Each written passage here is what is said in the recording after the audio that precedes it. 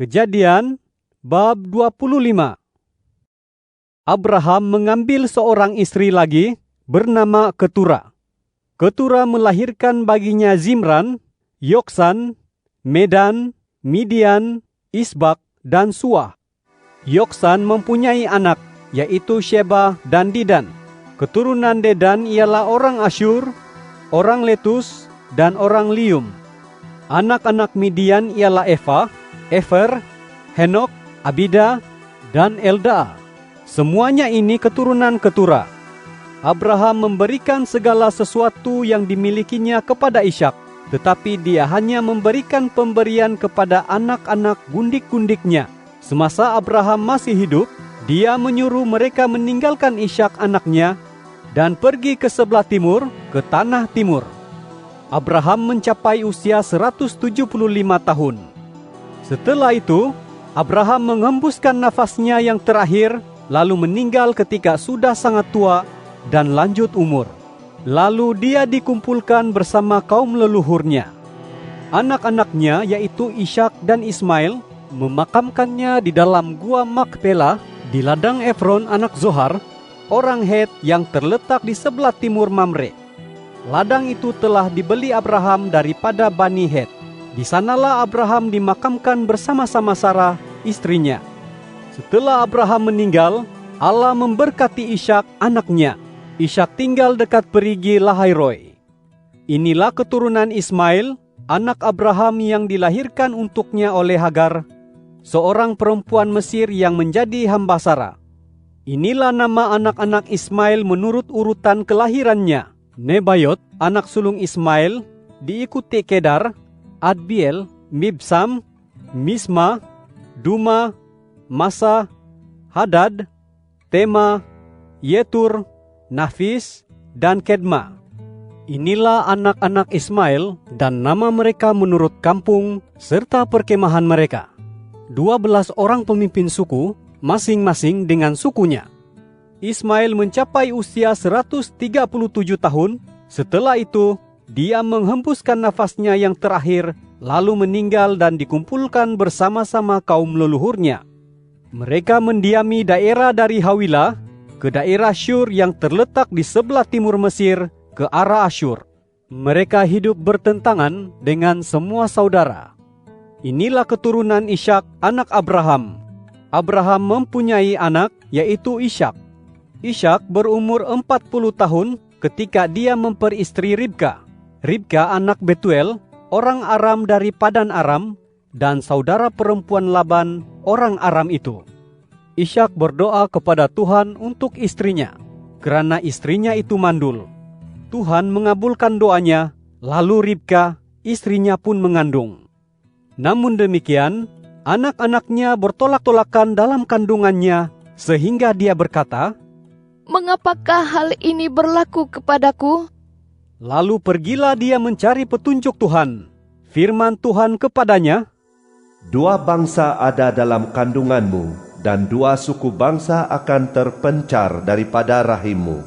Suku bangsa yang satu akan lebih kuat daripada yang lain, dan yang tua akan melayan yang muda. Setelah tibanya bagi Ribka untuk bersalin, ternyata ada anak kembar dalam kandungannya. Yang pertama keluar dalam keadaan kemerah-merahan dan seluruh tubuhnya seperti jubah berbulu. Oleh sebab itu, dia dinamai Esau. Kemudian keluarlah adiknya, tangannya memegang tumit Esau, sehingga dia dinamai Yakub.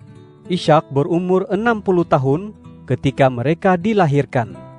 Kedua-dua orang anak itu menjadi besar. Esau menjadi pemburu yang mahir dan suka tinggal di padang, manakala Yakub seorang yang tenang dan suka tinggal di kemah. Ishak menyayangi Esau karena dia suka makan hasil buruannya, tetapi Ribka menyayangi Yakub. Pada suatu kali ketika Yakub sedang memasak sesuatu, Esau pulang dari padang berasa lapar sekali. Lalu Esau berkata kepada Yakub, "Berilah aku makan sedikit yang merah-merah itu, karena aku amat lapar." Itulah sebabnya dia dinamai Edom. Kata Yakub, "Jualah dahulu kepadaku hakmu sebagai anak sulung." Kata Esau, sebentar lagi aku mati. Apakah gunanya hak sebagai anak sulung itu bagiku? Kata Yakub, Bersumpahlah dahulu kepadaku. maka bersumpahlah dia kepadanya, dan dijualnyalah haknya sebagai anak sulung itu kepada Yakub. Kemudian Yakub memberi Esau roti dan masakan kacang merah itu. Esau makan dan minum, lalu bangkit dan pergi. Demikianlah Esau meremehkan haknya sebagai anak sulung itu. Kejadian bab 26. Maka berlakulah bencana kebuluran di negeri itu, lain daripada kebuluran pertama yang menimpa pada zaman Abraham. Maka pergilah Ishak ke Gerar untuk menghadap Abimelek, raja orang Filistin. Lalu Tuhan menampakkan diri kepadanya dan berfirman, Jangan pergi ke Mesir, tinggallah di negeri yang akan kuberitahu kepadamu. Tinggallah sementara di negeri itu, maka aku akan bersama-samamu dan memberkatimu. Kerana kepadamu dan kepada keturunan kamulah akan kukurniakan seluruh negeri itu. Aku akan memenuhi ikrar yang kujanjikan kepada ayahmu Abraham. Aku akan melipat gandakan berkali ganda keturunanmu sehingga ramainya seperti bintang di langit. Aku akan mengurniakan seluruh negeri ini kepada keturunanmu, dan melalui benihmu semua bangsa di bumi akan diberkati. Kerana Abraham mematuhi firman-Ku, serta berpegang teguh pada segala kewajipannya kepadaku, segala perintah-Ku, segala ketetapan-Ku, dan segala hukum-Ku. Maka tinggallah Ishak di Gerar. Ketika para lelaki di tempat itu bertanya tentang istrinya, Ishak menjawab, Dia saudaraku. Kerana dia takut mengatakan dia istriku, fikirnya, jangan-jangan aku dibunuh oleh para lelaki di tempat ini, kerana Ribka yang amat cantik parasnya. Setelah agak lama Ishak berada di situ, pada suatu kali, Abimelek, raja orang Filistin, yang melihat keluar dari jendela, terlihat Ishak sedang bercumbuan dengan Ribka, istrinya. Maka Abimelek memanggil Ishak dan berkata, Ternyata dia istrimu. Bagaimana boleh kau katakan dia saudaraku? Jawab Ishak kepadanya, Kerana fikirku, jangan-jangan aku mati kerana dia. Kata Abimelek pula, Apakah yang telah kau lakukan terhadap kami ini? Mudah sahaja salah seorang warga ini meniduri istrimu, sehingga dengan demikian engkau menimpakan kesalahan kepada kami. Kemudian Abimelek memberikan perintah kepada seluruh bangsa itu, katanya, Sesiapa yang menyentuh orang ini atau istrinya, pasti dihukum mati. Ishak bertani di negeri itu, dan dalam tahun itu juga dia memperoleh hasil 100 kali lipat ganda kerana Tuhan memberkatinya. Lalu dia menjadi kaya dan terus bertambah kaya, sehingga menjadi sangat kaya. Dia memiliki kawanan domba, kawanan lembu, dan banyak hamba, sehingga orang Filistin iri hati terhadapnya. Semua perigi yang digali oleh hamba-hamba ayahnya pada zaman Abraham ayahnya itu, telah ditutup oleh orang Filistin dan ditimbunkan dengan tanah. Kemudian Abimelek berkata kepada Ishak, Pergilah daripada kami, kerana kamu telah menjadi jauh lebih kuat daripada kami. Maka pergilah Ishak dari sana, didirikannya kemahnya di lembah Gerar, lalu tinggal di situ. Kemudian Ishak menggali kembali perigi-perigi yang telah digali pada zaman Abraham ayahnya, kerana orang Filistin telah menutupnya sesudah kematian Abraham. Dia pun menamai perigi-perigi itu sebagaimana ayahnya menamainya.